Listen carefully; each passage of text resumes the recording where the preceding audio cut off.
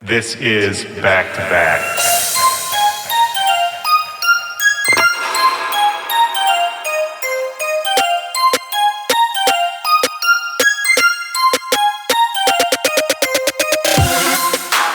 Yo, what's up, back-to-backers? This is Willy Joy.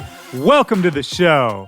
This is Back to Back. This is my podcast. Let's get into it. My guest on the show today is Lookas. Always love this dude's music, and he is a multi-platinum selling producer. Lookas has a single out right now called Deep Breaths that he recorded with Cal from the group TimeFlies. Super catchy song. You know, just in general, he's a really versatile producer.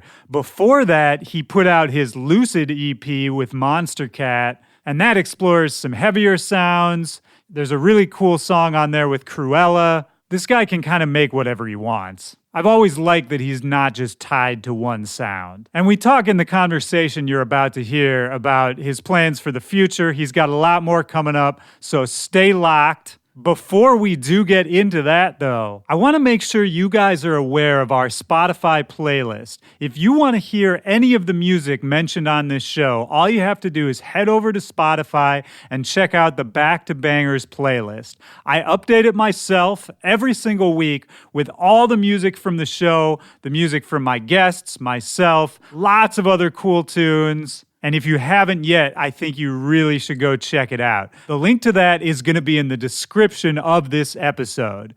If you want to stay in touch with me, you can always email me at backtobackpod@gmail.com or hit me up on all social media at backtobackpod or at WillyJoy. Don't forget to subscribe to this show, and if you like what you're hearing, tell a friend about us. Tell a friend what we're doing over here at Back to Back.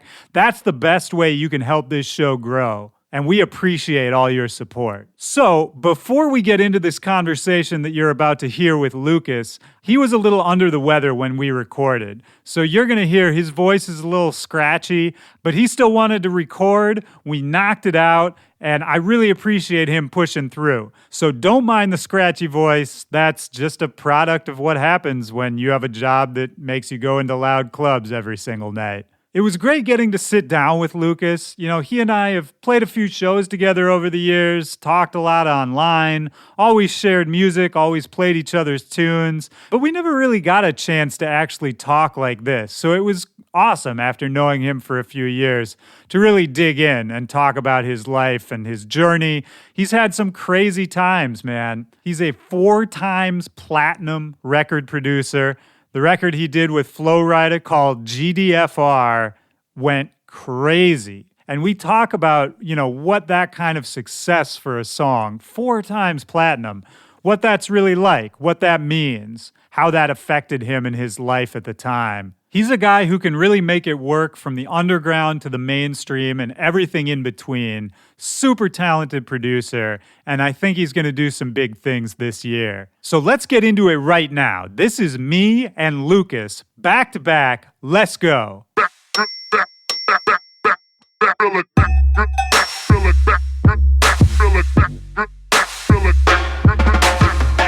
It's good to see you, dude. I feel like I haven't seen you, I think, since Hard Summer, like last summer. I think that was the last time. Didn't we play a show together? Yeah, well, we did. There was that time we went back to back at like some after party. Because I think that Where was that? I don't even remember either, man.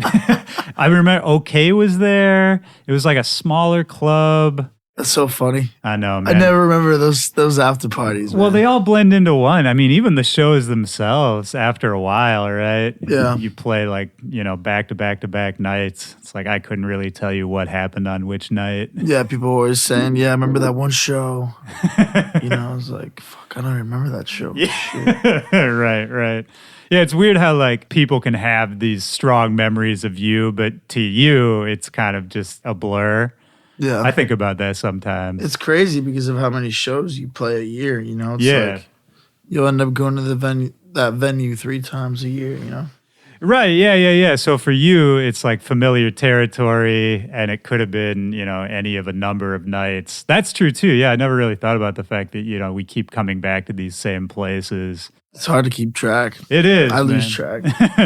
When you were playing a bunch of festivals last summer, right? I feel like I didn't see your name for a minute, and then like around last summer, I started seeing you popping up on all these bills again. I think I did. I did Hard Summer. I played a few festivals in Asia. Yeah, you go to Asia a fair amount, right? Yeah, you do pretty well over there. Yeah, they're awesome out there, man. I love it. I love it out there. Bangkok, Hong Kong, probably my favorite places, man, to go out there. I haven't made it out there yet, man. I've been to Japan, but that's the only place in Asia so far. Dude, you got to go to Bangkok. Thailand in general is really cool. It's beautiful, right? It's beautiful. It's super cheap. People are super nice. The food's great. Definitely a cool spot to check out would be Phuket. Like lots of resorts and like crazy nature, like beautiful ocean. All about that, man. Good vacation spot for sure. Right. Because it's all on the water there too, right? Well, yeah, I remember last time I went, I stayed at a resort and it was super cheap and it was beautiful, man. Like you walk out of your bedroom and to the infinity pool and you're on like the side of a cliff. Oh, damn. It's pretty sick. That sounds amazing, man. Yeah. And did you play Ultra last year? Yeah, I did the worldwide stage. Nice. So I was pretty crazy because I was like very nervous about the set because I was playing a 2 p.m. set on a Sunday. Yeah. So like they've already gone too hard for 2 days. Yeah, like, people could easily be sleeping through for that me, set. I would not end up at that set. You know, I'd probably end up at the festival like later on, right, in the afternoon and nighttime. Yeah, it was 2 p.m. set, worldwide stage. So I had played the UMF radio stage the year before, and that was a rough set as well because I was against Dead Mouse and Carnage. Yeah, that'll do it. So like, but we still had a huge crowd, so it was awesome. That set was great as well. But the worldwide stage, I was nervous, but I was really excited to play that stage. I've always wanted to play that stage. That's so the really big good. one, right? Or the bigger one? Yeah, that's the one with like the LED screen above you. Right. The one that covers. Like, yeah, goes all the way across. Yeah. Yeah, that's a sick looking stage. Yeah. I was like, as an attendee, I would always hang out there for sure. Because you're from Miami originally, right? Yeah. Were you born there? Born and raised Miami, yeah. Nice, man. That's got to be a special thing to, play a show that big in your hometown. Yeah, especially being like an attendee from like going in high school. I used to sneak in. Really? Yeah, I snuck in like 2011, had to jump the fence with like 30 people and run from security. Damn. They definitely upgraded the fences after those years. They took notes on what you were doing, yeah. Yeah, now they got some serious shit, like fucking 12-foot dude, yeah, fences where you can't like put your fingers through it. It's crazy. I feel feet. like all those festivals, like for me, Lollapalooza was the festival I grew up going to a bunch. And it was the same thing. I remember when I first started going, you'd see kids jumping over the fence like every 5 minutes. And now it's like... they'll arrest you. Oh, yeah, dude. It's like Donald Trump's fucking wall is the festival. It's crazy now. Like, I don't even know how you would go about trying to sneak in at this point. Dude, the kids are crazy nowadays. I mean, they're figuring out ways for sure. They just like rush the gate, knock it down. I remember last time I was there, I must have been like 17.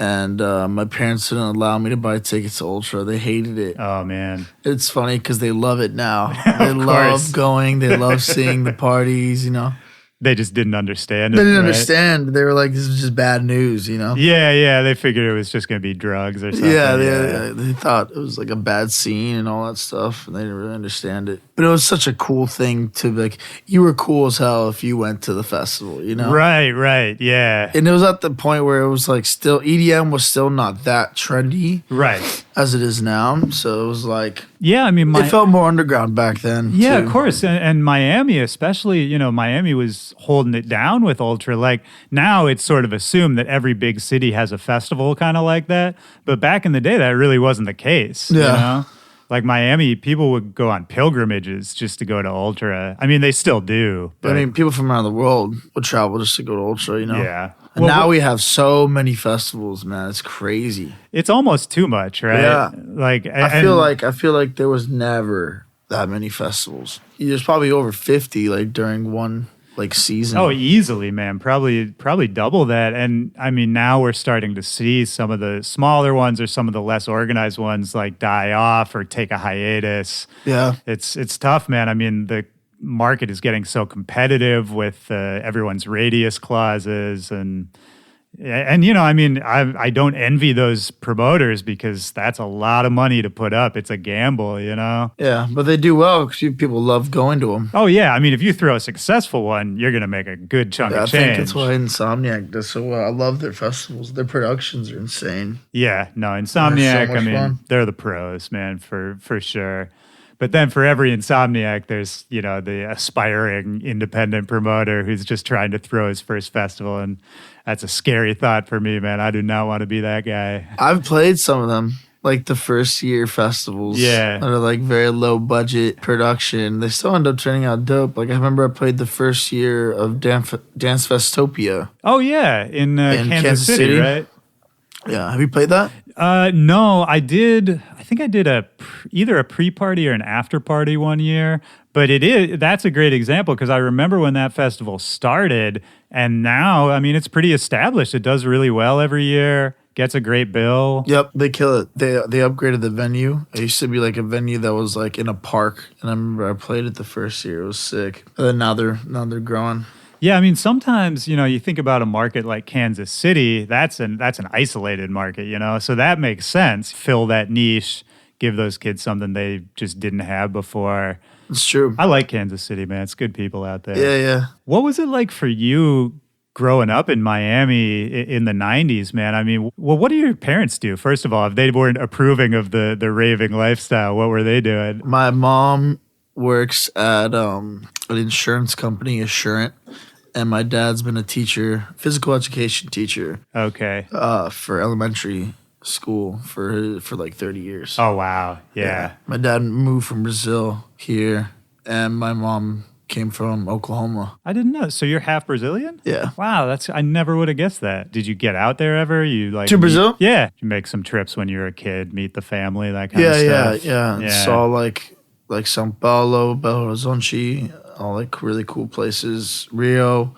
It's beautiful out there, man. I want to go back. I definitely want to go back because I feel like I haven't been there in a very long time. Yeah, it's got to be one of those places that's way different as an adult, as a professional. Yeah. Exactly. It's crazy because like when you travel somewhere when you're so young, it feels like almost like a blur, right? Like a dream, Yeah. Well, and at a certain also, age, if you travel as much as we travel, everything kind of feels like a dream. Absolutely, man. I mean, that's, we're talking about traveling all over the world, Asia, Brazil, all these crazy places. But, half the time when you go there, it's so hard to feel like you actually were there, that you actually experienced any of the culture, any of the people. Especially when I go to Asia, I feel that way. Really? It doesn't feel real. I was telling my buddy, my tour manager, Blaze, he had never been to Asia before. Yeah. So I brought him out for the Bangkok show that I did this past New Year's. And we were only there for like 3 days.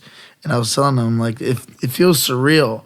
Like, we just hopped on a plane, traveled 15 hours, and now we're on the other side of the world, and it doesn't feel like we left home. Yeah. It just feels like we're like in a different city almost. Right. Yeah. Sometimes I have to remind myself when I'm traveling, like you have to almost stop yourself and remind yourself, like, hey, I'm here. Like, I'm not where I used to be, which sounds so stupid, but it gets confusing, man. And when you're just going from the plane to the hotel to the club to the plane, if you don't stop to pay attention sometimes, it can really just blur the whole thing. So, growing up with parents who were not musical or not musically inclined from the sound of it, how did you start? What was your first, kind of introduction to music that you really cared about or something you thought was really cool? My parents listen to music. I mean, they'd always play music in the house. My mom and dad loved James Taylor, Javan, Phil Collins, like Genesis. Good ones. They would always play a lot of music. My mom loves Christmas music. Okay. She whenever it's Christmas time, she blasts it. Or anywhere near November. She'll start blasting it. My mom got me into playing piano when I was I think 6 years old. I played piano for 8 years. And I did piano recitals and the whole shebang. I was playing Bach and all that stuff. Yeah. So some pretty serious formal training. Yeah. and which is crazy because I barely know how to play piano now. Dude, isn't that the saddest thing? Because I stopped when I was like Yeah. 12 or something. I don't know how old I was. The listeners are going to make fun of me because I bring this up all the time, but I grew up playing the trumpet, and it was the same thing where I was good, man, when I was a kid. You know, I was playing in youth symphonies and all that kind of stuff, recitals, etc. It's like you don't play an instrument for so long, you just kind of I dropped it forget after it. high school, and now it's like I go back and it just sounds like an elephant's dying. You know? for sure. Yeah, it's bad. I mean, I feel like, do you ever want to, sit down and take it up again? Dude, like I really practice it? 100%. I already know it would take my music to a whole nother level. Yeah. Like just production in general, for me to be able to just play any chords to anybody singing would Of change course. a game. So when did you start making music beyond piano? Yeah, Were so you then- playing in bands or anything like that? Nah, I tried out playing guitar. It wasn't for me. I think the dude that was teaching me just kind of sucked as Yeah. well, so it wasn't very entertaining. Yeah. I never really got into it. I would love to learn how to play guitar as well. I could play the drums. Yeah. I feel like most producers who do the kind of stuff we do, especially bass music, there's Yeah. always some drumming involved. Yeah, we have to have that ear for it for sure. That bounce, that rhythm, yeah. So I started DJing when I was like 15. My mom got me like a new Mark thing, and I would little like controller? make yeah. I Yeah. would make like mixes and put them up on Mixcloud Okay, yeah. at the time, and that was like before like SoundCloud was big. And so you were already aware of electronic music at that point. Yeah. Well- I was a fan. Yeah. I loved like old Swedish House Mafia stuff, or it was like before they were Swedish House Mafia. Right, yeah. Like the old Steve Angelo, Sure. Axwell and Grosso stuff. Yeah, all the progressive house stuff. Also the laid back Luke, he was popping back then. Yeah, man, there was a time period. They were running it. Whew, yeah. They were running it. There was a time period where Laid Back Luke was dropping a hot song like every 2 weeks. Yeah. You know? I think it was around the time where Levels was like the biggest song in the world. It was just taking over, and like you play it at any party and every party would just go off. Yeah. It's pretty crazy. Yeah, well, and that's kind of cool that you were getting into electronic music right when it was kind of about to blow up or in the Yeah. process of blowing up. Like that must have been a really exciting time to get involved. Yeah, it was pretty crazy. 'Cause I was in high school.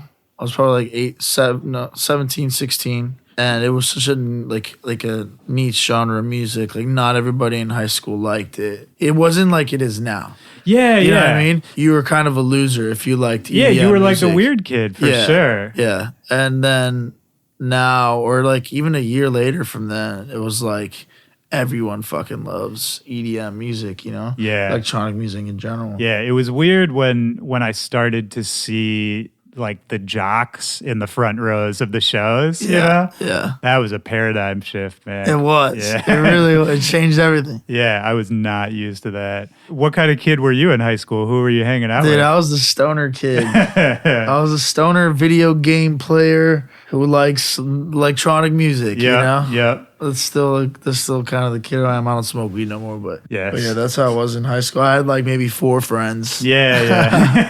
I didn't really like get it. I wasn't like my high school was very cliquey. I kind of got along with everybody. Right. I didn't really have like a set group of friends that I only hung out with. But I love DJing. There was another homie of mine, Peter, who was like the only other kid in the school that would DJ, and he loved like tech and shit. So like he would show me all the underground like tech house records, Right. all this shit that I probably would never be able to find on the internet nowadays. And that was back when we were spinning on only CDs. Right. Like the CDJs didn't have the USB. Yeah, it's back when CDJs compatibility. actually used CDs. Yeah, it was mad fun using those. So I had like a controller, and I like begged my parents for Christmas to get me like a better controller. And I had like the tractor one. It was like 2 decks, and then like it's almost like a what do they use the mixers in the clubs right now? Like the DJM? Pioneer, the DJM 900? 900, yeah. Yeah, it's like kind of like that. I forgot the name of it. It was like the T1 or something like that. I kind of remember what you're talking about. Yeah, it was pretty sweet. I just literally plug it in my laptop and then like into like speakers and like you're ready Right. to go. What kind of gigs were you playing back then? So I used to throw house parties in high school, crazy ass house parties, dude. Like I would pay like we'd find like little houses in like not the best neighborhoods, Yeah. but like kids from my school. I'd be like, "Yo, can I throw a party at your house? Like I'll give you like $200." And they'll be like, yeah, let's do it. And literally we'd just use the backyard. We wouldn't go inside the house or anything. Yeah. So we'd give them $200. Their family would be cool with it. And that was at the time when Facebook would you could invite thousands of people. Yeah, it was totally unregulated. It was unregulated as fuck. And you would, oh my God. I remember we would invite, I would charge people at the door. So in order for me not to charge people, they would send invites on Facebook. Right. So I just told them, just send invites on Facebook to all your friends. Because there was a thing, there was some kind of code you could copy and paste into your browser. And I remember that. Select all your friends and you just fucking invite them. All those little tricks, man. Yeah. I wish they kept that. It would be really got people engaged. They completely ruined the engagement on Facebook. That's a whole other story. No, it's true though, man. I mean, it's funny hearing you say that because I never really thought about that. Because I understood why they got rid of it because they were worried about people getting spammed with all these things. But you're actually right that at the time people were really engaged with it. Yep. Probably some people were. The fact that there's that many more people interested in this event makes people more interested in the event. Right. Yeah, I never really thought about it that way because you're right. It was really effective. And even if there were some people who were annoyed, I think, you could change your settings or something. Yeah, it worked way better, man. Event notifications or something like that. And I mean, you look at, what's replaced that, the current wasteland of Facebook. It's garbage now. Yeah. What do you use it for? Nothing. You can't, Unless you're already massive on Facebook. Right. As an artist, it's terrible. It's super hard to build and grow a fan base on Facebook. I feel like. Honestly, my management doesn't like this, but I barely even post anymore. Yeah, I don't think I post ever on Facebook. And last time I posted was a video and okay, I don't know how many followers I have on Facebook. You got maybe 190,000. Yeah, a lot. And then the engagement is only 150 people saw this. Thanks, dude. Yeah, what's the point, man? You want people? It's you want all your 190,000 fans to see this. You have to pay $1,500 a post. Right. Get the fuck out. That's just highway robbery, man, and it's not. Yeah. It's not even worth it. Because when they started doing that, where you had to monetize your post for anyone to see it, the first couple of times I tried it out, and I'd make a post that I'd pay a little money, you get a big engagement, but then I started realizing it's actually this isn't really worth much. No. It's just you're probably getting 50 more likes and views. Yeah, and even those likes and views, I mean, it's just some shit people are scrolling by on their feed. It's not really worth physical money. Yeah. I mean, it makes sense for big brands. Of course, there's times when it's going to make sense for an artist if you have a big release to push or something. But just for, I don't know, man, you see people paying for likes, basically. And yeah. I don't know, man. To me, the likes don't necessarily translate into future gains, Yeah. But at the time, yeah, that's when they had the invite thing. And it was a good time, man. It was a good time, man. Those are good times, and we would just spam it and so every party that I threw, I would DJ. If I was DJing, people knew it was gonna be a fucking crazy ass party. Yeah, that was back when electro was starting to get big. Knife Party dropped that EP. Yeah, and that was huge. Yeah, and a lot of big room stuff was huge. Yeah, the house side of things was really popping off back then. Dubstep was still super underground. People didn't like it. No, yeah, it was. People didn't really know what to think of it. Yeah, they didn't know what to think of it. And then the next year later, it was the coolest thing. Yeah. Rusko was sick. Yeah, I think Rusko, he's the guy I point to who really blew it up in the States. All the UKF stuff definitely got me into it. Yeah, UKF had a big footprint too. I was just talking to somebody about UKF, man, because right around that time was when they were really killing the game. They're putting out some huge releases the Flux Pavilion stuff, I Can't Stop. Huge tunes. MLK. Oh, yeah. Look at Hell you. yeah. Yeah, dude, that record's hard. Crazy tune. I remember I heard that and I was like, yo, this shit is crazy. I fucking love this kind of music. Is that the kind of stuff that made you want to start making electronic music? Not really. So I would throw house parties, insane house parties, right? Yeah. It got to the point where cops were starting to get involved because we would do it every weekend, in different areas of Miami. Right. We would we would have like 1,500 people in the backyard, like Damn. slammed. We'd sell like hunch punch, where we'd like pour like 2 bottles of shitty vodka into a cooler, Right. throw some Kool-Aid mix and water, and we'd sell like $5 a cup and just profit. I was gonna say you must have been making some good Oh, money. dude, we were making dope money. And that's so funny because I probably would have been a little wealthier in high school if I saved it. But I literally just gave it to all my friends. Oh, 'Cause it was just interesting. more of like a fun time. I didn't even care about the money. I thought it was cool that we're making so much money. Right, but you But weren't I didn't- treating it like a business. Yeah, I wasn't thinking of it as a business. So like if I would have pocketed a lot of that money, I'd probably have saved easily 10K Wow. or more. Wow. And for me, I had no money at all the time in high school. My parents would never give me money, so I Really? was like, fuck. I get like lunch money or some shit. Yeah, Oh, here's yeah. $20, every once in a while. But I would just do it for fun, man. And it got to the point where I think the cops were like, they were just so, I guess, bored.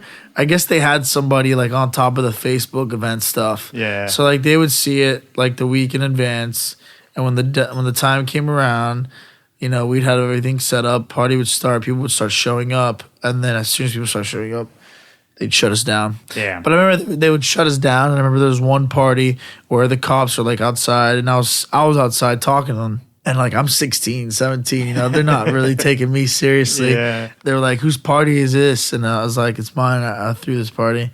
And he's like, this is your house? He's like, no, it's a friend's house, They were like, look, we're not even mad.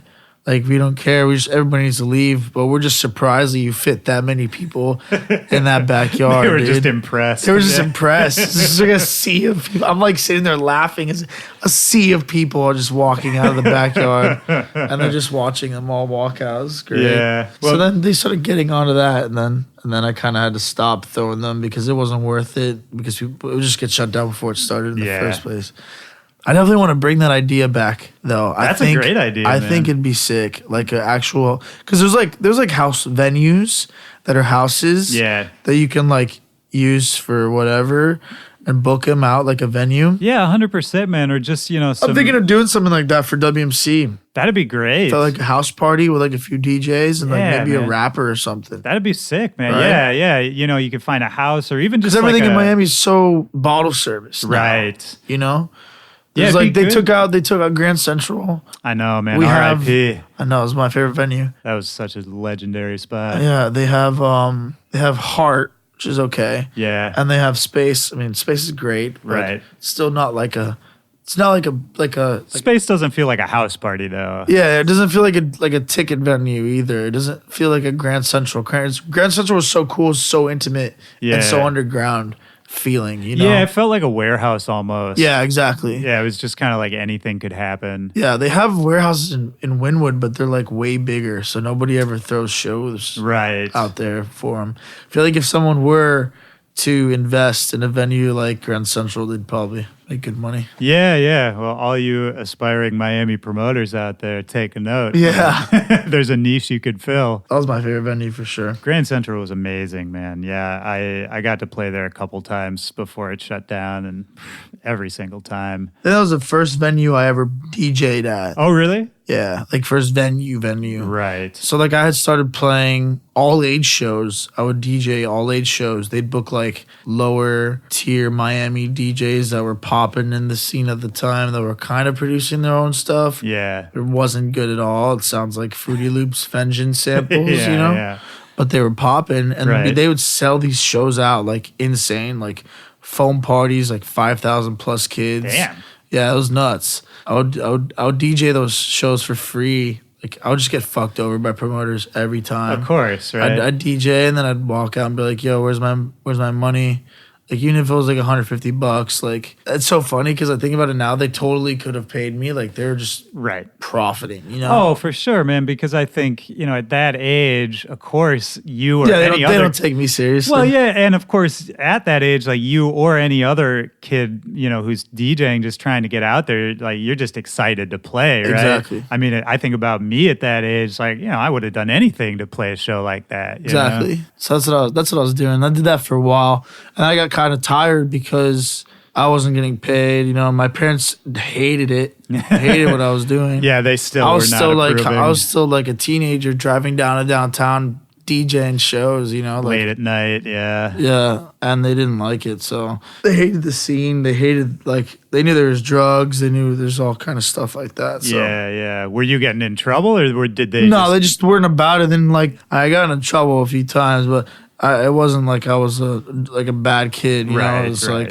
but they just were worried. They're more worried than anything. Yeah. So then I went to. I dropped out of high school. Oh, okay. Yeah, I dropped out of high school my senior year. Got my GED, and then I tried to go back to school. Didn't work out for me. Yeah. I never was good at school, man. So that must have been tough with the parents too, man. Yeah, they were not very not very psyched about that. Yeah, not very excited at all. And they were very worried about me. They didn't know what they were gonna do with me. I was like a lost cause to them. Right. And I tried to go back to college to Dade College, Miami-Dade. Did that for a little while. Failed all my classes. I was doing music classes. That was the time when I met Smile. Okay. And I would skip class to go work on music with them and learn production hands-on from them. Oh, okay. So cool. it wasn't. I feel like I was just better at learning by myself, you know, Sure. teaching myself. Yeah, and kind of having that mentor to just be hands-on. And, Exactly. Yeah, definitely. That's how I learned. I was never good at classes and doing homework and shit like that, you know? Right. I'm just going to do what I want to do. That's how it's going to happen. So I didn't do well in college, and then I stopped going. I told my parents, my mom got me a job at an insurance company, 7 a.m. to 5 p.m., fucking worst job of my life, dude. I don't see that working out. Based on what I'd get into far. work, and then we'd have a stack of 800 papers to go through. Yeah. And I'm just punching fucking letters and numbers for 7 a.m. to 5 p.m., dude. I don't know how anybody else was doing that shit. Yeah. But I didn't get the quota done ever. I wasn't getting 800 papers done. I was not that interested it wasn't in your this passion. for me to fucking do that. I mean, it was more so for my parents. They wanted me to do it. So and they wanted me to I guess learn what it takes to have a job and shit like that. Yeah. And I think that's reasonable, especially if at that time maybe you didn't know exactly how you were going to make a career yet, right? Exactly, yeah. So I got fired from that. Yeah. It's funny because my mom got me the job. It was at her job. Oh, no. Yeah, so I was in a smaller department from what she worked at, and then they fired me. And then I was a lost cause at that point. Yeah. Dropped out of high school, dropped out of college, Damn. got fired from my job. I just told my parents, give me a year, please, and let me do something that I want to do. Yeah. Just give me 1 year. If not, I'll go back to school and I'll work my ass off, you know? So that year I did the remix of Tsunami with Helter Skelter. Right. And at the time I was an ID. Nobody knew who the record was written by. I felt like it had huge buzz. And so we put out a preview, a 30-second preview, and AFK, you know the producer AFK? Yeah, He had reposted it and it went viral. Oh, wow. The night of that we released it. So I did 75,000 plays in a night. Wow. Which was a lot for somebody with no That's followers. huge, yeah. You know? Yeah. So when that happened, we just put out the full remix. Right. And so, for the people who may not be familiar, basically you took Tsunami, which was already a pretty big room house tune at the time, and did your own spin on it, turned it into kind of a trap banger. Yeah. And that's why I got into it, because I remember I was at Ultra and I heard Carnage play on the main stage. That was when he was killing it. Yeah, he was really pioneering that sound. Yeah, taking those house songs, putting them in halftime, putting those hip hop drums. Such a simple thing to do. I know, man. It sounds funny now to talk about it, but back then, I mean, I remember. Sick. Oh, it was crazy when Carnage was putting out those edits, bootlegs, whatever you want to call them. I mean, everyone. It was a new sound completely. Yeah, it changed the game for bass music. It really did, man. Because if you think about it, it kind of pioneered the whole sound that people are going for now. You know. Yep. It's all more original, obviously. Right. But and that whole, that the idea was there. Right, yeah. and that quote unquote festival trap label that everyone put on it, that was funny to me because it blew up so fast and it was such a big thing for a minute. But then really quickly, people kind of just collectively decided it was corny now and no one wanted to be associated with it. even though a lot of people were still kind of making that sound. Yeah, you know? it's funny. I mean, did you experience? Because I feel like you were tagged with that festival trap thing. Definitely. Was that something you were happy to be a part of, or was it something that you felt like they were trying to? I repped it, dude. Yeah, I repped it. I loved the sound. I thought it was sick. yeah. Like hearing that at a festival was nutty. I still love it, man. I Yeah. still like it when people Still do goes that. off. Yeah. Playing edits of like Tremor, like halftime. Yeah. That shit still goes It off. really does, man. It's undeniable. I And they're love classics. A lot of those big records got a lot of people into the music too. That's true, man. Yeah, that's a good and it kind of point. pioneered the trap sound too. Yeah, it was. It really did, actually. No, it really did. I mean, because trap as an electronic music genre already existed a little bit, but I think when people started putting those house elements in it and kind of those bigger synth sounds and all that, at least for me, it opened up my eyes to kind of there could be more potential here than what I initially thought. I mean, look where we're at now, dude. Right, a bigger mass appeal, and yeah, it went crazy after that. So, I mean, for you, that Tsunami remix, was that kind of, did that like change shit for you sort of It overnight? changed everything. Yeah. And I got contacted by a bunch of people like the next few weeks to be my manager. Everybody wanted to manage me, all this shit. So and I was that's like, when you started putting a team together a little bit? No, then Ethan had hit me up. My manager now, Ethan Geltzer, had reached out to me. Like, I didn't really know what was going on. I didn't understand anything. Right. I didn't understand the thing that was happening. Of course, man. Yeah, you're so young still, too. Yeah, I was like 18, so I didn't know what was going on. And then, he was like, I want to manage you. I want to help you. I want to further your career. I want to, the whole shebang. And I was like, damn, this is crazy. Like, I don't really know what to do or what to say. I'm not going to really sign any contracts yet. But I was like, if you can convince my parents, dude, we're probably good to go. Yeah, send them the parent test. That's a good idea. Yeah, so he did. He spoke to my parents, and my parents were like, damn, all right. Yeah. Let's see how it goes. They were still skeptical about it. They didn't really understand what was going on. Right. And then shit started getting, I kept putting out other records, other remixes. And then GDFR happened. I also played Beyond Wonderland. That was like 2015 or 2016. And I brought my parents out for that. And once they saw that, they're like, damn, this is real. Right. Like, this isn't a joke. It's pretty undeniable at that point. Yeah, this is a serious shit. Yeah. This is a multi-million-dollar production that my son is DJing and talking to a crowd of 40,000 people on right now. Yeah, with the music that you made. Exactly. That's got to feel good, man. Yeah, after all that they struggle. loved it. Yeah, they loved it. I got to bring them to like Australia and shit. Oh, nice. Yeah, so it was always a dream of my dad's to go to Australia, so I got to bring him out there. That's great, man. Also with GDFR, when that happened, when they heard it on the radio, it was pretty surreal as well. I can imagine. Well, yeah, let's talk about that record for a minute because I'm curious about, I'm sure you've told this story before, but basically you made a remix of Lowrider by War, and that remix kind of popped off a little on its own, just online, right? Yeah. And how did it end up being a Flo-Rida song? What was the process? So I did that remix, and that remix did like 1 million plays, like on my SoundCloud, I think on this song is 6 SoundCloud as well. Yeah. And then it had like 1 million plays, like plus on YouTube. Big numbers, man. Yeah. Yeah, it did really well. Flo-Rida's team heard it and loved the melody that I did. And I remember I was at Icon in LA. I was in the studio. Yeah. I was writing a song or something, and I got an email from my manager with a link, like a private link. And he's like, don't share this with anybody. And I listened to it, and it was literally GDFR with Flo-Rida singing on my beat, basically. Right.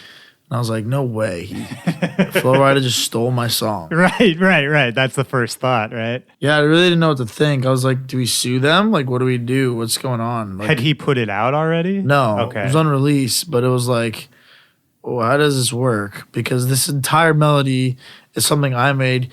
Yes, I used a sample from War, so I guess I technically am stealing that, but Right. not really. I kind of took a sound and made my own melody with it. It kind of just happened, and then we worked our way around it, and we ended up editing the record a little bit, and it came out to be fucking dope, dude. And it was a song of the NBA Finals, song of like the fucking Super Bowl, song in Deadpool, multiple movies. It's on some new Butterfinger commercial right now. Pretty sweet. You're still getting those residuals, man. Yeah. That's dope. And I mean, it went platinum, right? Yeah, like 4 times. 4 times platinum, dude. That's crazy. 4 million records sold. And I thought it was interesting too, because I kind of brought Flo-Rida back from the grave too. Yeah, man. That's definitely one part of it, because I mean, that dude sort of survives on records like those. You know? All he does is he's quiet, and then he drops one hit a year. Right. Did you ever meet him? Did you ever talk to him about this song? Yeah, dude. So, oh my God, that's a funny story. So I was at 11 in Miami. Yeah. And it was like 7 a.m. I'm with a bunch of friends. We're at a table, wasted. I look over, and Flo-Rida's at this other table, 2 security guards. Yeah. Bottles of Dom. He's flexing. So I'm like, what the fuck? Flo-Rida's here? Like, I never even met the guy. We have a multi-platinum record together, and I've never met this guy. So I walk up to them, and I walk up to the security guard, and I tell him who I am. And he didn't, we're in the club. It's 7 a.m. He's like, what are you talking about? Yeah. Get the hell away from me. No way, yeah. And get out of here. And I'm like, okay, sick. So I walk away. And then I guess he thought about what I said, and he was like, oh, shit. So he came and found me. I was like upstairs having a drink or something. And he found me, and he's like, yo, Flo wants to see you. Come. My bad. I didn't know who you were. Right. And I was like, all right, word. So I end up going down, and then Flo's like, yo, what's good, man? Give me a big-ass hug. I remember I said, yo, the record would be nothing without you on it, man. And he was like, nah, record wouldn't be anything if it weren't for you, dude. And I was like, yeah, true. You're like, yeah, that's actually what that's very true. So, he gave me a bottle of Dom. We popped 2 bottles of Dom and just fucking drank and just like fucking party for a little bit. That's good, man. Yeah. That's a nice story. I feel like a lot of times when somebody from our world ends up kind of intersecting with the major label world, the pop world, it doesn't always go that smoothly, Yeah. And your name ended up on the Flo-Rida record, which I've kind of forgotten about. I thought that was cool. It's like a feature, but right. But even, I mean, honestly, man, their team is very hard to work with. I can only imagine, dude. Yeah, they're very strict on what they want to do. I mean, how was the overall experience of kind of turning that into a pop product, into a major label product? Like, they kind of did everything. Yeah. For you, I mean, did you get any kind of weird opportunities or offers, or people trying to do sort of more? No, but I'm glad that happened that way that it did, because now I'm still kind of able to tap into that major label world, you know? Like, it wouldn't be completely left field for me to drop a record that's like a top 40 record, you know? Yeah. A sounding record. Yeah. Is that something you think you might want to do in the future? Yeah. My next release is going to be on Island, my first major label release. Oh, shit. Congrats, man. Yeah, I'm excited. That's great. I did a record with Cal from TimeFlies. Yeah. Super sick record. It's called Deep Breaths, and it's like a 100 BPM, like, Moombahton kind of dance, EDM record. We recorded saxophones and like trumpets as well. Nice. And like the whole drop is just trumpets and saxophones, and Sounds it's like great. super catchy and like dancey and fun record, man. So yeah, you got to send me that, man. I want to hear that for sure. TimeFlies goes crazy, man. I have this funny TimeFlies story, which is that I played a show with them at some college in Massachusetts or something. It was like, kind of out in the sticks a little bit. And I didn't know who they were at the time. This was a few years ago, or maybe even more. And I had no idea. And they were playing first, and then I was kind of doing like a dance party thing to close out the rest of the night. And before the show, the room was just packed, wall to wall packed. And it was pretty much all girls. Yeah. And I was like, this is kind of crazy, man. This is about to be a wild show. Still having no idea who TimeFlies is. Yeah. And then, they go on, and it was like the fucking Beatles were playing, the girls in the front row like crying and trying to touch their shoes and shit. Yeah, crazy shit. That's awesome. And no, it was so dope to see. And, they went on. They were nice guys. We hung out a little bit. But then the second they got done, almost everybody left. The worst. No, it was bad at the time, but then it made me realize really like what TimeFlies was. And I was like, oh, these guys are serious. Like, that's some fandom, Yeah. They were being treated like pop stars even back then. Yeah. They were huge back then. They're so Yeah. big, man. They're putting out really good records. No, they're very talented guys and they work really hard. That Yeah. was one thing I figured out about that. Like, I looked them up later and I was like, oh, wow, these guys kind of just never stop grinding. Yeah, Kel's really talented, man. Actually, we wrote that song in like an hour and a half. And then we ended up recording like all the saxophone and shit later on. But we like wrote the whole structure in like an hour and a half. So it came together really. It was like a very organic track, Those are the best songs. Yeah, where it just yeah. kind of just happens, Right. And you don't even force anything. It just super smooth. Yeah, everybody's those- kind of like happy with what the product is. you know? Yeah. I think those are always the best songs. You're right. It's just if you have a good idea and you kind of don't think about it too much and just Just go with it. Yeah, just go with it right away, right off the bat. Get it out of your head, onto the page. Those are always the best, man. No, definitely need to write more like that all the time. Are you a fast producer, slow producer? It depends. Yeah. I'm pretty fast. I like to Yeah. work fast. Your songs I was going through your SoundCloud last night, refreshing myself on the whole catalog. And the one thing I always really liked about all of your tunes is there's this like efficiency to it. They're like almost utilitarian in a way where every element of the song is there for a reason. This is just my opinion, but it's like everything is placed really well and you're not just like making a crazy sound because you can or just to show off. I feel like everything has a purpose. And I feel the same way whenever I play the tunes out is, they work really well. Like it's well designed, well arranged. I don't know if any of that's intentional or if that's just the way your process. They're definitely structured in a way that I want it. Like I want to hear it, I feel like that's just how I write music. I feel like that's Sure. how everybody writes music. Sure, of course, yeah. Maybe you just are good with kind of sticking to that gut idea. Like I always feel like I can hear the core idea that you had and you present it in just like a fleshed out way, but I can still get to that, kind of simple idea. you Yeah. know? I feel that. And I mean that in a very good way. Like No, for sure. Yeah, because I think I feel like the songs that I've put out are probably because of the fact that I was very confident in the idea that I had in Sure. the record. I feel like I don't put out a lot of music because I am not super excited about the idea that I had. It didn't really turn out the way that I thought it would be. Sure. So you end up sitting on a bunch of material because it's not exactly, What I want up to par. That's a lesson a lot of people could take, man. I think about a lot of artists, if they would just not put out half the songs, honestly, their careers probably would have gone better, I don't know, man. I see the opposite. Well, yeah, there's arguments for both sides. I see a lot of guys that put out hella records. Right. That don't sound great at all, and they're popping. You're right. And there's a lot of different ways to be successful in the game. And definitely there's a pressure, especially in 2018, to always be putting I think out quantity content. is almost better than quality right now. Well, and Which I don't like. No, and I don't like it either, but honestly, I don't even believe in it. Like, that's definitely a rule some people are following. And you're branding. right. And branding and all that. And you're right that some people are having success off of it, but I don't see that as long-term success. Like, I think that's a way you can get yourself popping is, just flood the streets, drop a bunch of songs all in a row. But A, no one's going to keep that up for years and years. And B, like you said, People are going to get bored. yeah, people are going to get bored, man, because after a while, You're putting out the same records. Yep. You put 20 of the same records in the same year. you can, you can do some good touring for a year or two there, but after that, people are going to be like, I know what What's he does. next? Yeah. yeah, it's all the same. I'm definitely trying to be like more versatile with my production. Yeah, Like I'm pickier. The songs I'm putting out, I'm working harder and just making songs that I think sound cool.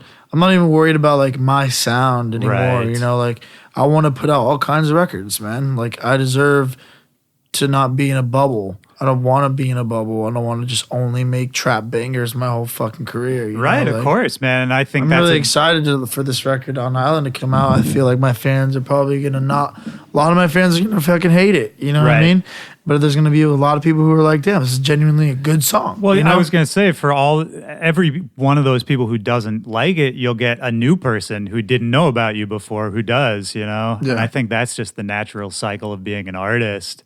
I mean, look at Calvin Harris, man. He's a great example. Like, I look up to him a lot. yeah. Because of, like, just what he's done. Like, if you think about it, like, yeah, he's put out, like, hits, but, like, he was always, like, the forefront of the sound, too. Right. And it never sounded, unlike some of the other big name EDM dudes who have gone on to make pop records, with Calvin Harris, it always felt really authentic. Yeah. And it never really felt like he was wasn't cheapening. forced. Yeah. It wasn't forced. He wasn't like cheapening what he did or trying to dumb it down. And he's also getting very nice top lines, too. Yeah.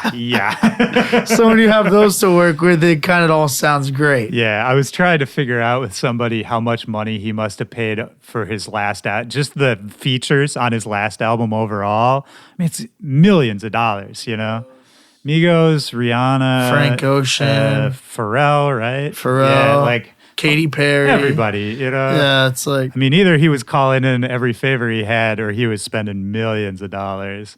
I'm sure the label was. Well, yeah, I'm sure it was too. But no, I mean, he's a great example. I think about guys like, on in our world, guys like A-Track or Kill the Noise, who have had, multiple components of their career, different sounds throughout the years, and still managed to kind of all keep it under the same name, under the same brand. Yeah, I definitely get inspiration from A-Track's that, man. put out some top 40 sounding stuff, For sure, yeah. And he's put out some bangers, too. Yeah.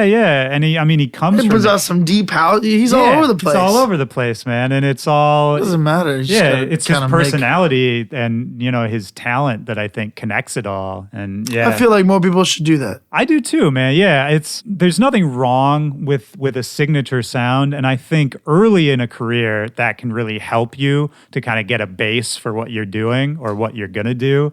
But it's just as slippery a slope. It can be a prison after a while. Yeah. Like you were saying, if you get labeled as the trap guy, like there's only so far that can take you. But if you get labeled as just a good producer, then you can do anything you want. Yeah. Yeah, man. I definitely see a lot of people that are changing it up, though. I feel like it's coming. I feel like people are going to definitely put out new records this year. I think it's happening already, man. I mean, you look at so many of the people who are only putting out, really heavy festival-oriented stuff in the last couple of years. All those guys are making pop tunes now. I guess I'm on both sides of the fence because in one way I get cynical about it that like a lot of people are just trying to cash in. But then on the other hand, you're right that, I mean, people should make what they want to make. If they're bored with what they're making, you definitely go make something else. Yeah. Like, I want to put out a hip-hop record, like a strict hip-hop record. What's the deal with Island? Are you going to be putting out more records? Yeah, I with them? have two more. I'm going to do 2 more records with them as well. Nice. I haven't figured out those yet. Yeah. But I get in the studio with some cool writers. Do you like that process, the collaboration part of it? Working with singers and writers and all Yeah, of that? I love it. It's fun. I'm really good with melody. So like, I Yeah. feel like I'm really good with melody. So I love getting in the studio with the singers and like, I'll write like a beat and then if they're feeling it, start singing some melodies over Yeah. it. And then they start singing their melodies and we just kind of like start writing melodies and they record on their phone. I love that whole process. Yeah, yeah. And they start writing lyrics. Like I'm not the best at lyrics Sure. and all that stuff. There's people Definitely whose good whole with melody. careers are based on that. No, I love those moments too, man, when it's like there's almost like a spark in the room and each one of you is kind of just like, making it a little bigger, throwing it to the other person. That's what it's really all about is the creation in those moments, I think. I'm thinking, back to, we were talking about the Flo-Rida record that came out, and that was, a pop success for you, not only early in your career, but early in your life. You were still, how old were you when that record came out? 19. Wow. Yeah. Multi-platinum at 19, man. Were you able to even process what was going on? Were you able to... Did it feel like a lot of pressure? Were you enjoying it? Was it stressful? I don't even know how I would have reacted at that age to like that big of a life event, I mean, it was pretty crazy. I wasn't like a multi-millionaire or anything. No. You know, it didn't like change. It changed my life for sure. I got a lot of jokes too out of it. Oh, I'm sure. And a lot of Snapchats from people from my schools. Of course, man. People that I never spoke to in school sending me Snapchats. A lot of new friends. A lot of new friends, for sure. I bet, man. And I'm sure you were on the road a lot at that time. Yeah, I was touring a little bit. And I was like living out here and going to Icon and stuff, or living out in LA, sorry. Was that, just getting out on the road, getting like out into the world, all of that kind of stuff at that age, was it just party central or was it kind of overwhelming? Like, how did you deal with it at the time? Yeah, so when I was living out here in LA, yeah, it was pretty crazy because like, I guess I was buzzing. Like people like knew who I was, you know? Right. So like I'd go to clubs and like everybody kind of like would notice me type thing. It was weird because I was so young. Yeah. I could barely even drink in clubs, you know? It was like, it was fun though. I bet, man. Yeah. a lot of girls, you know? Yeah. Well, I mean, that's good. That's good. Now I fell off and I'm a shitty artist now. Wait, what do you mean? I don't put out a song for a year and I fall off the map. Was that intentional or was that just no, it was. I wanted to take time off and figure out like what I wanted to do with my career, you know, long term. Right. I still don't know what the fuck I'm doing. I'm just kind of making records. But none of us do, man. Yeah, really. And it's not a bad thing. I just wish I understood the industry more before I started it. I was so young, dude. I didn't know what I was doing. I definitely want to make a side project though in the future. Oh, okay. And like plan it out, you know, like really formulate it and make it fucking something really special. Have like a focused sound. Exactly. Do you know what it would sound like? Yeah, I have ideas. I've always wanted to do like some cinematic style stuff. That could be really interesting. Yeah, I have a lot of club oriented. Yeah, I have a lot of ideas. I can't tell you though. It's all good. They're sick ideas. It's all good. We won't give away the sauce just yet. I feel like I would want to put some money behind it too. So like maybe later on in my career. I mean, where are you at with it now? It sounds like, I mean, you've got a major label deal, which is a big deal. We're moving forward this year. Yeah. I took time off last year, but this year we're putting out records like every month. Oh, nice. And you just dropped the Monster Cat EP. Yeah, it was three records. Yeah, that's a great EP, man. I really dug that. Thank you. It's cool, man. I mean, somewhere in between, I was trying to remember, like somewhere in between the Flo-Rida record and now, that's where we met. And I don't remember like how we first met. It's probably we played a show. Yeah. At some point. Probably on the internet too. Yeah, you would send me records and shit. Something like that. Yeah. We were sending shit back and forth. But you're right. We played like an early on show. I can't remember where. But it's just been cool to see where you've taken it from there, man. Because like you said, I mean, you kind of got known early, like right off the bat for this sound. And I think it only makes sense that you would take a little time after that explosion to sort of figure out what the next step is. And it's cool to hear you're figuring it out, man. Pushing forward again. I'm excited. Yeah, dude. Maybe drop a lot of bangers too. Yeah. This year. You gonna be back on the road pretty heavy? Yeah, we're planning on doing like a big tour, hopefully coming fall, see how these records do, and then plan something out, you know? Yeah, 100%, man. It's definitely hard to like not put out a record for a long time and then try and get the buzz going again. Yeah, that's a tough one. I definitely made a mistake by doing that. I've been there, man. Yeah. It's rough to have that conversation with your agent. Well, let's do a bunch of shows, and they're telling you, well, it's not really the same interest level that you had before. Yeah. So it's like, how do we get back up there? You know? Of course. It's possible. No, it's absolutely possible, doable. Man. Yeah. I think the records just need to connect. That's it. 100%, man. And you know, at least you've got Asia to fall back on. It sounds like you do pretty well there. Yeah, they're popping out there. Yeah, the scene is getting huge out there. It's sick. Yeah. I mean, everyone's doing pretty well out there right now. Yeah, it's definitely blowing up. But shit, man, I mean, maybe we can do some more shows this fall. That'd be fun. Let's do it, yeah. I definitely want to do like a bus tour. Maybe next year. You've done bus tours, right? Like you've been I've never been on a bus tour. Oh, really? Like not even somebody else's bus tour? No. They're the most fun fucking things, man. I just want to be able to like play a show and then pass out and then wake up in another city. I've never been more well-rested on tour than when I'm in a bus, man. Really? Yeah, because it's exactly what you just said. I mean, you play the tour and then you get a full night's worth of sleep. Or as much as you want, basically. Yeah. Like you could sleep 10 hours every night if you want because the bus just literally drives from place to place. You wake up, you're in the next city. That's great. You don't have to go to the airport. That sounds amazing. It is, dude. No airport. I have to get up at 6 a.m. That's my life. I'm notorious for the 6 a.m. flights, man. Well, fuck, man. I mean, this has been great. Yeah, I think we're good, man. I'm excited. The record's coming out. It's called Deep Breaths with Cal from TimeFlies. Yeah, man. Lookas, thanks, dude. This has been great. Thank you, bro. My man. Appreciate it. Peace.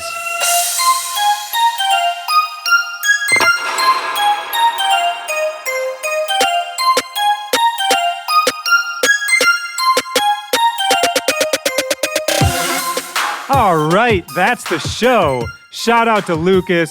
Thanks for sitting down with me, man, pushing through that sore throat. It was great to get to catch up with you, dude. Don't forget, Lookas put out the single Deep Breaths with Cal from TimeFlies. It's out right now. Go get that. Grab his Lucid EP on Monster Cat. All the links for that are going to be in the description of this episode. My name is Willy Joy. You can hit me up on all social media at BackToBackPod or at Willy Joy. And, you know, if you want to go old school, email me at backtobackpod@gmail.com. Hope you guys are starting April off right. Hope you didn't get pranked on April Fool's Day. And next month, man, it's going to be the 1-year anniversary of this show. We got some big stuff planned, so stay tuned. Until next week, I love you guys. Have a good one. For Back to Back, peace.